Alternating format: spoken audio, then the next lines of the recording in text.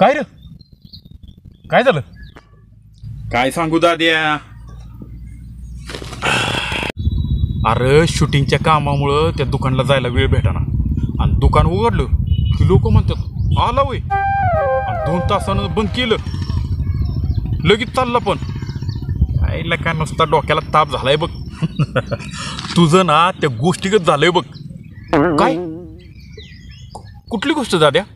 शिरपा आणि गणा यांची गोष्ट. हा सांग. शिरपानं गणानं बाजारातनं एक गाढव विकत घेतलं बघ. असं होय.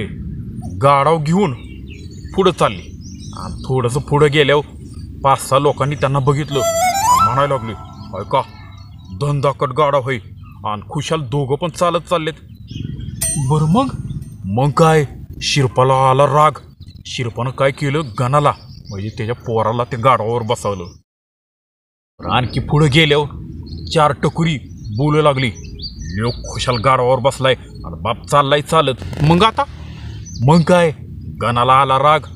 गणानं काय केलं, बापाला ते गाढवावर बसवलं. बाबा तुम्ही बसा गाढवावर. बरं आणखी थोडंसं पुढे गेल्यावर 2 जण दिसली की 2 जण म्हणली काय लका लोक चालत चाललाय आणि बाप खुशाल गाढवावर बसलाय. आता अरे गणाला आणि शिरपाला दोघांना पण राग येतो आणि मग दोघं पण त्या गाढवावर बसतात. आता बघ लोक ह्या दोघांना पण काहीच बोलणार नाही. अरे थांब जरा पुढं ऐक. आता ती पुढं गेल्यावर परत 5-6 जण दिसते. ती 5-6 जण काय म्हणते ती गायला का त्या बिचारा गाढवाचा जीव आहे का नाही. दोघं पण खुशाल त्या गाढवावर बसलीत. आता लोक अशी पण नावं ठेवते ती आणि तशी पण नावं ठेवते ती.